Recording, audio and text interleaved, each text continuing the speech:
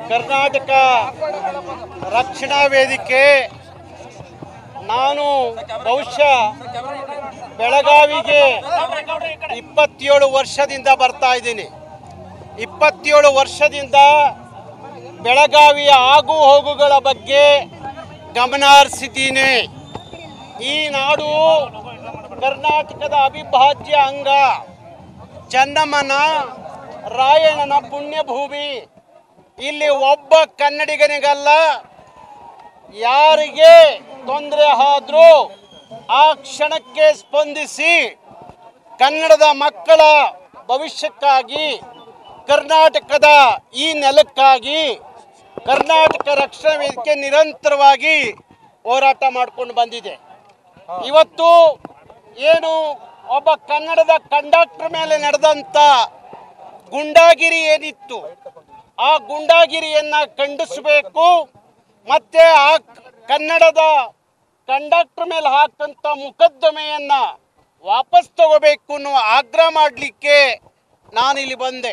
ಅಷ್ಟೇ ಅಲ್ಲ, ಇಲ್ಲಿಯ ಜಿಲ್ಲಾಧಿಕಾರಿ ನಾನು ಇನ್ನು ಮೇಲೆ ಮರಾಠಿಯಲ್ಲಿ ಕೇಳಿದ್ರು ಕಾಗದ ಪತ್ರಗಳನ್ನು ಕೊಡ್ತೀನಿ ಅಂತ ಹೇಳಿದಂಥ ಜಿಲ್ಲಾಧಿಕಾರಿ ಅವರಿಗೆ ನಾನು ನೇರವಾಗಿ ಹೇಳ್ತಾ ಇದ್ದೀನಿ, ನಿಮ್ಮ ನಿಲುವನ್ನು ವಾಪಸ್ ತಗೊಳ್ಳಿ.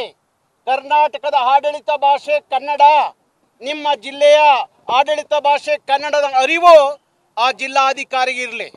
ಕನ್ನಡದಲ್ಲೇ ಕಾಗದ ಪತ್ರಗಳು ಯಾರೇ ಕೇಳಿದ್ರು ಕೊಡಬೇಕು ಹೊರತು ಮರಾಠಿಲಿ ಇಲ್ಲಿ ವ್ಯವಹಾರ ಮಾಡ್ಲಿಕ್ಕೆ ಹೋದರೆ, ಮರಾಠಿಗರನ್ನ ಓಲೈಸ್ಲಿಕ್ಕೆ ಹೋದರೆ, ಮರಾಠಿ ಪ್ರೀತಿ ತೋರ್ಸಕ್ಕೆ ಹೋದರೆ ನೀವು ಕರ್ನಾಟಕದಲ್ಲಿ ಕೆಲಸ ಮಾಡಲಿಕ್ಕೆ ಯೋಗ್ಯರಲ್ಲ.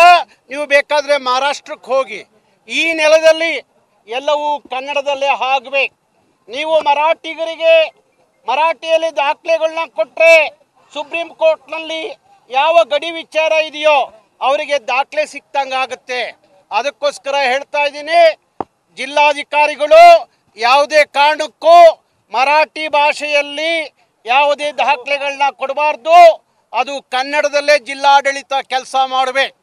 ಹಾಗೆ ಇವತ್ತು ಇಲ್ಲಿಯ ರಾಜಕಾರಣಿಗಳು, ಈ ನೆಲದ ರಾಜಕಾರಣಿಗಳು, ನೀವು ಕನ್ನಡಿಗರ ಪರವಾಗಿ ನಿಲ್ಲಬೇಕು, ಕನ್ನಡದ ಪರವಾಗಿ ನಿಲ್ಲಬೇಕು, ಕನ್ನಡದ ಮಕ್ಕಳ ಭವಿಷ್ಯದ ಪರವಾಗಿ ನಿಲ್ಲಬೇಕು ಹೊರತು ನಿಮ್ಮ ರಾಜಕೀಯ ತೆವಲಿಗೋಸ್ಕರ MES ಗುಂಡಗಳನ್ನ ಓಲೈಸೋದು, ಮರಾಠಿ ಪುಂಡ್ರನ್ನ ಓಲೈಸೋದು, ಇನ್ಯಾರನ್ನೋ ಓಲೈಸೋದಾದರೆ ನೀವು ಕರ್ನಾಟಕ ರಾಜ್ಯದಲ್ಲಿ ರಾಜಕಾರಣ ಮಾಡಲಿಕ್ಕೆ ಲಾಯಕ್ಕಿಲ್ಲ ಅನ್ನುವ ಅರ್ಥ.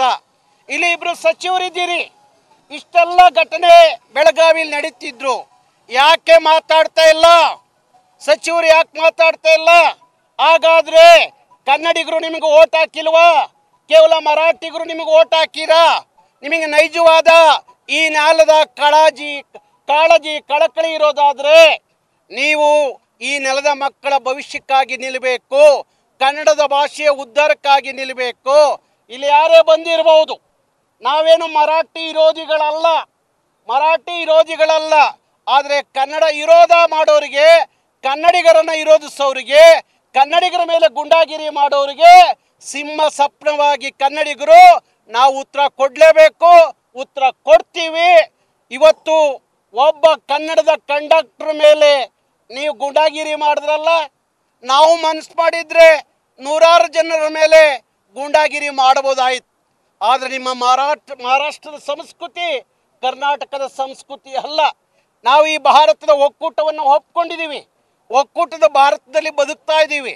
ಅಕ್ಕಪಕ್ಕ ರಾಜ್ಯಗಳ ಜೊತೆಯಲ್ಲಿ ಯಾಗಿರಬೇಕು ಅನ್ನೋ ಅರಿವಿಲ್ಲದಂಥ ಶಿವಸೈನ್ಯ, MES ಇವರು ಅರ್ಥ ಮಾಡ್ಕೋಬೇಕು. ಅದ್ಯಾರು ಶಿವಸೈನ್ಯ? ಅದ್ಯಾರು ಶಿವಸೈನ್ಯ? ನೀವು ಶಿವಸೈನ್ಯ ಅನ್ನೋದು ಬಿಟ್ಕೊಡಿ, ಇನ್ಮೇಲೆ ಗುಂಡಾ ಸೈನ್ಯ ಅಂತ ಹೆಸರಿಟ್ಕೊಳ್ಳಿ. ನೀವು ಗುಂಡಾಗಳು.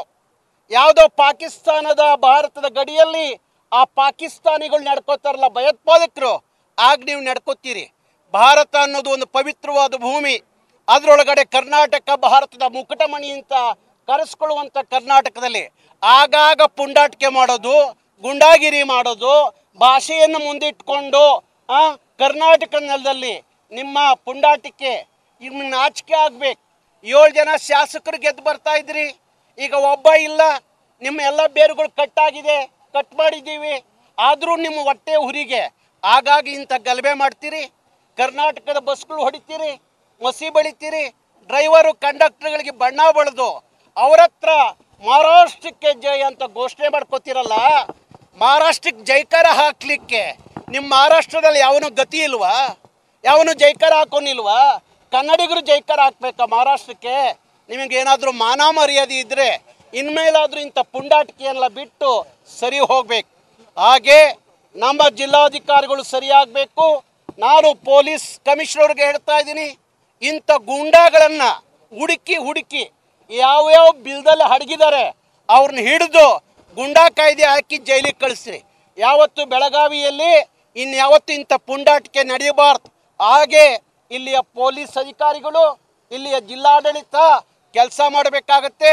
ಹಾಗೆ ಇಲ್ಲಿಯ ರಾಜಕಾರಣಿಗಳು ಅಷ್ಟೇ.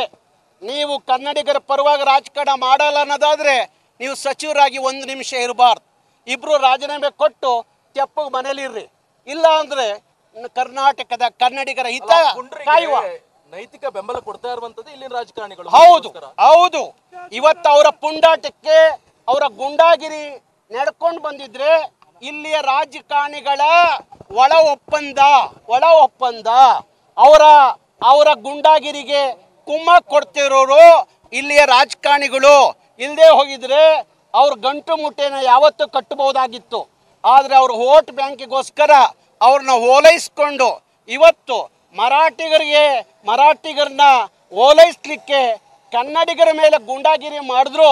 ರಾಜಕಾರಣಿಗಳು ಬಾಯಿ ಮುಚ್ಕೊಂಡಿದ್ದೀರಲ್ಲ, ನಿಮಗೆ ನಾಚಿಕೆ ಇದೆಯಾ? ಯಾವ ಜನ ನಿಮಗೂ ವೋಟ್ ಹಾಕಿದ್ದು? ವಿಧಾನಸೌಧಕ್ಕೆ ಯಾಕೆ ಬರ್ತೀರಿ? ವಿಧಾನಸೌಧಕ್ಕೆ ಬರಬೇಡಿ. ನೀವು ವಿಧಾನಸೌಧದಲ್ಲಿ ಯಾವ ಕನ್ನಡಿಗರ ಶಕ್ತಿ ಸೌಧ ಅಂತ ಕರೆಸ್ಕೊಳ್ಳುವ ವಿಧಾನಸೌಧದಲ್ಲಿ ಮಂತ್ರಿಗಿರಿಗಳಾಗಿ ನಿನ್ನ ಮೇಲೆ ನೀವು ಇರೋದಕ್ಕೆ ಲಾಯಕ್ಕಲ್ಲ. ತಕ್ಷಣ ರಾಜೀನಾಮೆ ಕೊಡಿ, ಇಲ್ಲಾಂದ್ರೆ ಕನ್ನಡಿಗರ ಪರವಾಗಿರ್ರಿ. ಈಗ ಕರ್ನಾಟಕ ರಕ್ಷಣಾ ವೇದಿಕೆ ಇರಬಹುದು, ಕನ್ನಡ ಪರ ಸಂಘಟನೆ ಪ್ರತಿಭಟನೆಗೆ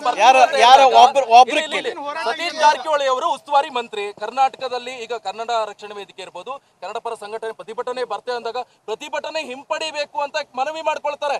ಯಾಕ ಪುಂಡ್ರ ಬಾಲ ಕಟ್ ಮಾಡೋಕ್ಕಾಗಲ್ಲ ಅಂತ? ಅಲ್ಲ, ಸತೀಶ್ ಜಾರಕಿಹೊಳಿ ಇರಬಹುದು, ಯಾರು ನಿಮ್ಮ ಸಚಿವೆ ಲಕ್ಷ್ಮೀ ಹೆಬ್ಬಾಳ್ಕರ್ ಇರ್ಬೋದು, ಇನ್ಯಾರ ಇರ್ಬೋದು. ನನ್ನ ಬೆಳಗಾವಿಗೆ ಬರೋಕ್ಕೆ ಬೆಳಗಾವಿ ಇವರ ಅಪ್ಪನ ಆಸ್ತಿ ಅಲ್ಲ, ಕರ್ನಾಟಕದ ಆಸ್ತಿ, ಕನ್ನಡಿಗರ ಆಸ್ತಿ. ನಾನು ಬೆಳಗಾವಿ ಅಲ್ಲ, ಕರ್ನಾಟಕದ ಯಾವ ಮೂಲೆಗೆ ಹೋಗೋಕ್ಕೂ ಯಾವ ದೊಣ್ಣೆ ನಾಯಕರ ಅಪ್ಪಣೆ ಬೇಕಾಗಿಲ್ಲ ನನಗೆ. ಇದು ಕನ್ನಡದ ನೆಲ, ರಾಯಣ್ಣನ ಚೆನ್ನಮ್ಮನ ಪುಣ್ಯ ಭೂಮಿ. ನಿಮಗೆ ನೈತಿಕತೆ ಇದ್ದರೆ ಆ ಗೂಂಡಾಗಳನ್ನು ಮಟ್ಟ ಹಾಕಿರೆ ನಮ್ಮಂಥ ಹೋರಾಟಗಾರರು ಯಾಕೆ ಇಲ್ಲಿ ಬರಬೇಕು? ನಿಮಗೆ ಆ ನೈತಿಕತೆ ಇಲ್ಲ, ನೀವು ಅವ್ರನ್ನ ಓಲೈಸ್ತೀರಿ. ವೋಟ್ ಬ್ಯಾಂಕ್ ರಾಜಕಾರಣಕ್ಕೋಸ್ಕರ, ಅವರ ಎಂಜಲು ಮತಕ್ಕೋಸ್ಕರ ಅವ್ರ ಪರವಾಗಿ ಒಳಗೆ ಸೇರಿಕೊಂಡು ಒಬ್ಬ ಕನ್ನಡದ ಅಮಾಯಕನ ಮೇಲೆ ಲೈಂಗಿಕ ಕಿರುಕುಳ ಕೇಸ್ ಹಾಕ್ತೀರಿ ಅಂದರೆ ನಿಮಗೆ ಮಾನ ಮರ್ಯಾದೆ ಇದೆಯಾ? ಎಷ್ಟು ಒಂದು ಕ್ಷಣ ಇರಬಾರ್ದು ನೀವು ರಾಜಕಾರಣದ ಇಲ್ಲಿ ಕರ್ನಾಟಕ ಸರ್ಕಾರದ ಸಚಿವರಾಗಿ. ಇಲ್ಲದೆ ಹೋಗಿದ್ರೆ ಇಷ್ಟೊತ್ತಿಗೆ